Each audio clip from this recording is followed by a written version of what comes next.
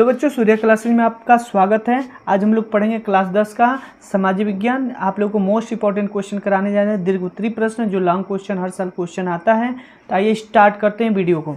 तो लिखा हुआ है, प्रश्न नंबर फर्स्ट है, भारत के विदेशी व्यापार किन्हीं 3 विशेषताओं की व्याख्या कीजिए। मतलब 3 विशेषता लिखना है भारत के विदेशी व्यापार में। मतलब कहने का अर्थ है भारत क्या करता है, कहाँ क्या भेजता है, क्या क्या फ़ायदा होता है, इसके बारे में लिखना है। तो लिखा है भारत के विदेशी व्यापार की विशेषताएं। ये तो हेडिंग हो गई आपकी।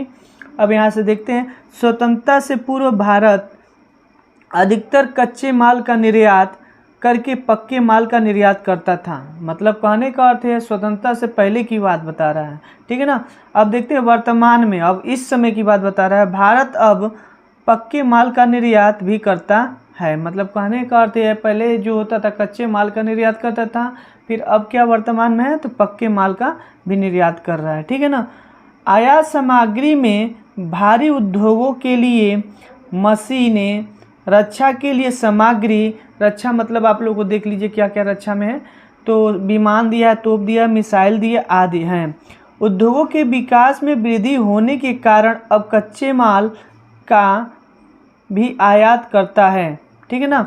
अब कहने का अर्थ ये है उद्योगों के विकास में वृद्धि, मतलब आप उसका जैसे भारत जो देश है उसका उद्योग आगे विस्तृत बढ़ाने के लिए उन्होंने क्या किया है कि अब कच्चे माल की भी आयात करता है, जिसका अधिकांश व्यापार चीन से है। मतलब कहने का अर्थ यह है जिसका अधिकांश व्यापार जो होता है कहाँ से हो रहा है, चीन से हो रहा है।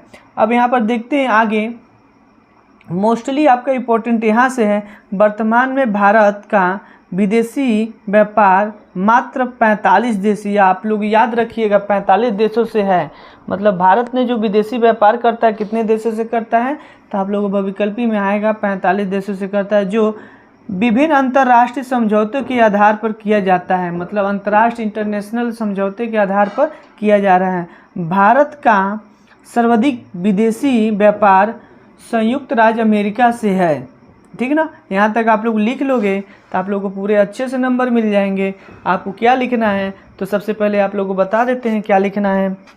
स्वतंत्रता से पूर्व, स्वतंत्रता से पहले की बात बतानी है आपको। कच्चा माल हमारा भारत कर रहा था, ठीक है ना। अब पक्का माल आयात कर रहा है, ठीक ना। वर्तमान में क्या कर रहा है, पक्के माल भी निर्यात कर रहा है और कच्चे माल का भी निर्यात कर रहा है। उसमें रक्षा तंत्र, अपना जो रक्षा सामग्री है, तोप मिसाइल आदि का वृद्धि करते जा रहा है। अब मतलब कहा जाए तो ग्रोथ हो रही है भारत की, ठीक है ना। अब वर्तमान में कितने देशों से कर रहा है तो 45 देशों से कर रहा है। सबसे ज़्यादा अगर देखा जाए विदेशी व्यापार किससे हो रहा है तो संयुक्त राज्य अमेरिका से हो रहा है, ठीक है ना। बस इतना ही आप लोग लिख लेंगे तो आप लोग को पूरे नंबर मिल जाएंगे, ठीक है ना।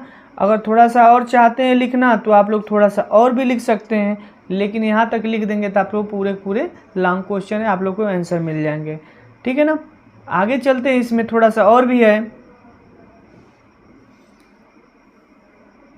लिखा है भारत में वस्तुओं का निर्यात अधिक तथा निर्यात कम होने के कारण भारत का व्यापार संतुलन सदैव भारत के विपक्ष में हो रहा है।